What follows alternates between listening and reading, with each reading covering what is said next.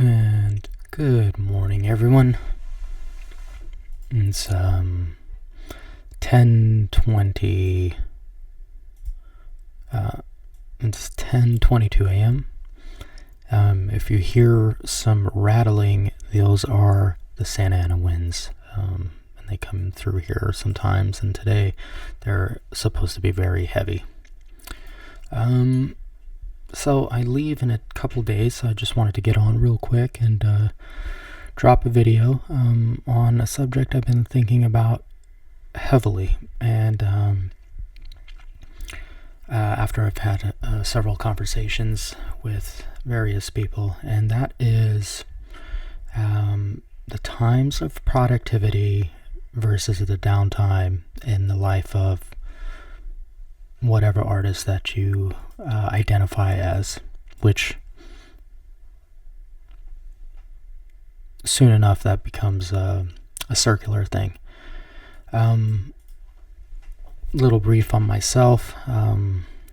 When I was younger, I was often described as prolific, and I really identified with that, and it was something that I felt proud of. And as time went on, my release cycle and schedule started to filter down, and I was releasing less and less work. And there's many reasons for that. One is that there was different time constraints.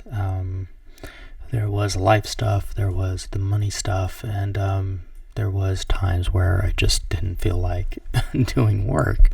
And then, after a while, it became a sort of thing where I started having kind of self-doubt about that, and frustration and all that. And it's an ebb and flow. And then I came full circle to realizing that, that's just the nature of life, and it was all okay. So, the thing is, what do we do about downtime?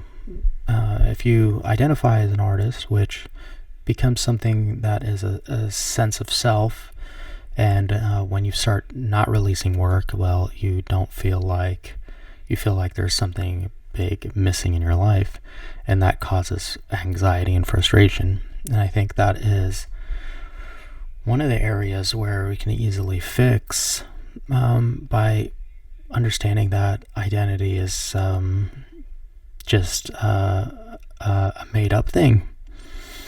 And and that gets into meditation and all that, but you are not your product. And I think that everybody knows this intuitively, and but it's very easy to forget. Maybe it's not very intuitive, because the culture is so focused on that identification marker. Oh, nice to meet you. What do you do? And then it becomes ingrained that what we do is who we are. Obviously, that is not the case, because you don't have to be who you think other people think you are. And ultimately, that's just one little aspect of life. It's not all of life. It's not all of existence. We are just somebody who does the work that we do. If you're an artist, you're just somebody who does art. But you are not your art. These are two separate things into one container. The whole being as a single entity, non-dual, and then we have all these little compartmentalized pieces about ourselves. But it all gets engulfed into the larger thing, the larger apparatus. So when we have downtime, I think the awareness of it really helps to navigate that downtime, and to know that you can walk away, and if you walk away, that's fine too. It's okay. It's okay to not do any more work in that particular thing.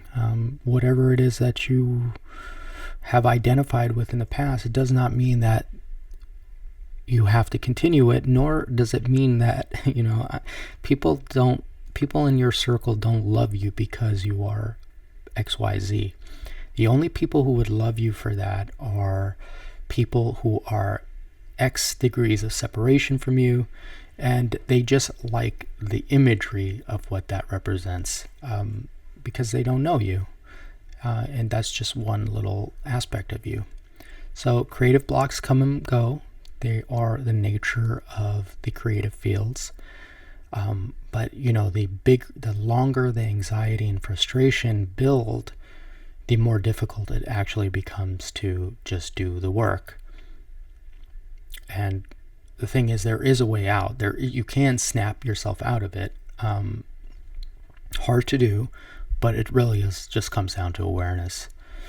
Sometimes it has to build up so much. That frustration has to build so much for it to release, as that's kind of when you are really in the pit of despair, and then you somehow navigate out of that, and with it comes a bunch of new creative ideas. But it's better to not cycle up and down like that, and just know it's part of life, that you have blocks, and sometimes you need that extra time. I figured out for myself that I just need extra time. That prolific label was not a label that label was given to me by other people, and I can just discard it, or I can use it if I want. Who cares? Nevertheless, it's my process. I'm in control of my process, and even if I'm not in control of my process, when I tap in, when that light switch comes, that's when things flow to me, and the universe sometimes decides when to flip that light switch. All I can do is be prepared, be ready for the work, be ready for that inspiration, be ready for that tap. And then aside from all that, we have the discipline aspect of whatever craft that you do. If you were just focusing on the discipline aspect, I think that creative insight will always kind of filter into you. It's whether you have the energy to pursue it. But this is like a distinction here, right? So if you are a writer and you're doing something, it's one thing to journal every day as opposed to writing that one thing that you want to do, whether it's a screenplay or a book or whatever, and you're putting in those hours towards that. I think we get into a cycle where the craft becomes like, oh, okay, I'm going to journal just to keep my ability to do it, and then when that inspiration comes, I think that if you just shift that, sometimes it'll help, putting a few minutes together on one single thing every day. Over time, it'll get done. But again, these are all intrinsic stuff we all deal with. It's universal. It's okay. It happens. If you never do art again, you never do your creative work again, it's okay. There's other avenues for you to go. Life moves on. People still love you. Bottom line, those people in your life will still love you. And if you have no one in your life, well, you have yourself, and yourself is loving to you if you want it to be. Okay, I'm out now. Ciao. Take care of yourself. I'll be back. Maybe I'll make a video while in Tokyo. Maybe not. Cheers.